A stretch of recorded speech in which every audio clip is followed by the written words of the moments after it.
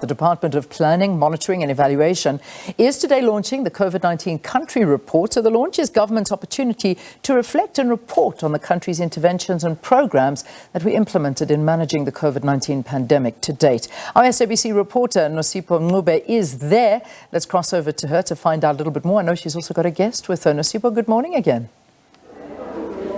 Very good morning to you, Leanne. We are still here at the National Research Foundation offices in Pretoria. We were just minutes away from the commencement of that first edition COVID-19 country report launch, set to begin at 9 a.m. this morning and conclude around 12:30, where we will be hearing the research conducted by the Department of Planning, Monitoring and Evaluation, what their outcome was in the government's response to the pandemic, as well as the impact it had on South Africans. But I am now joined by the Minister in the Presidency, Mr. Mondli Gungubele, to speak to us about their reaction to this report. Thank you very much for your time, Minister. I don't know if you've had the time to look at that report and see some of the key findings and recommendations made in response to the COVID-19 pandemic. Good morning and good morning to your viewership. Yes, I had a look at the report, but I think what is key, the report is more about opening South African eyes through the record of this report, opening their eyes to their resilience, to their strength when they work together, to what they are capable of doing when they are working together. Because what the report shows is that we found ourselves confronted with something we never anticipated, with all the potential ghastly consequences.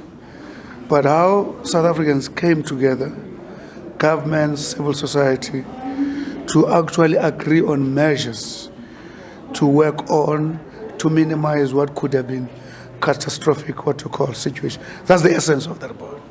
To record that history, to actually rekindle South Africa's ability to believe in herself. So what we've seen as well in the report is that the Disaster Management Act did provide a strong legal framework in its response to the pandemic, but there are suggestions to make some amendments for any future pandemics that may arise in the country. Is there a plan in place or any discussions in place to make amendments to the Disaster Management Act just to prepare the country for anything that may take place in the future? Thanks, Nosipho. When we deal with security now, even globally, there is what we call untraditional, unconventional threats. Pandemics, new technology, and a lot of those other historically unconventional threats. But the key one is climate change. We've learned painfully in KZN how better are we supposed to be organized for pandemics, in particular on the climate change side, because climate change is here. What happened in KZN is a rehearsal of what is still going to happen. The president, you have heard him saying, we were not prepared for the KZN situation, yet we were not prepared for the situation which is going to continue. So when you look at the Disaster Management Act, it helped us as a measure in existence to deal with COVID because we're able to put a regulatory framework. But there's a lot of work that needs to be done. Not much about the Act, but of course there are elements of the Act that needs to be sorted out. But to actually organize ourselves to be in a state of readiness for any disaster.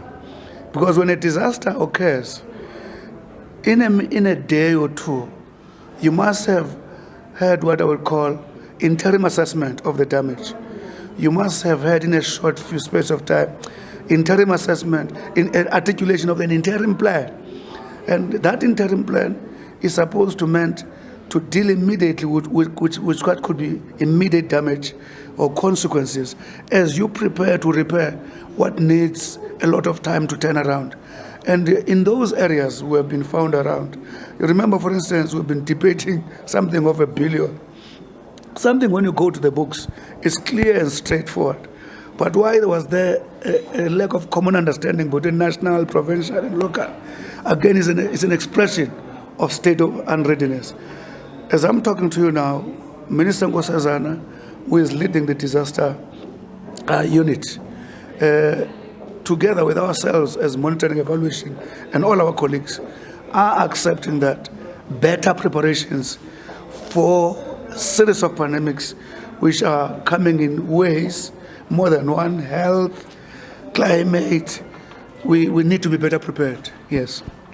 The report also suggests the challenges that came with the blanket approach to the relief funds that were issued out to the respective sectors, such as the tourism sector, in trying to revive themselves after what happened to them, the knock that they got in the economy. So one of the suggestions that come out of that report is possibly having a institution such as SARS administer grants as opposed to, we would assume, the Department of Social Development. Is that something you might be looking into, having Treasury administer those grants? Nosipho, leadership is a process of continuous adaptation. Life is a process of continuous adaptation. We've interacted with the KZN disaster, which affected Eastern Cape, Northwest, and so on, and the Western Cape. There's a lot that we've learned in approaches. As we assess the weaknesses of our approach, we will be looking at all options that can make us do better. If SARS can come across as a better way of dealing with this matter, it's going to be a matter on the table to be considered. In other words, we're open to consider all the various options that can actually give us better capacity, lessen the damage that we have been confronted with, improve our capacity, I repeat, lessen the damage as we move forward. I mean, other countries do respond to this situation because of their readiness in machinery, in personnel, in institution, and continuing throughout the year. You know, disaster, one of the key things is, on regular basis, like the army, is supposed to be checked, all the skills required, the institutional measures required, how to intervene in different situations, but at all material times, like the army, like the police, parade them, check their state of readiness, so that when it occurs, we don't run around trying to build something which was supposed to have been there a long time ago. Thank you very much, Minister. I'm afraid that's all we have time for now. That is the Minister in the Presidency, Mr. Mondli Gungubele, just speaking to us and giving us his reaction on the outcome of that report, which will be launched today. We're just minutes away from the launch, of that COVID-19 report launch.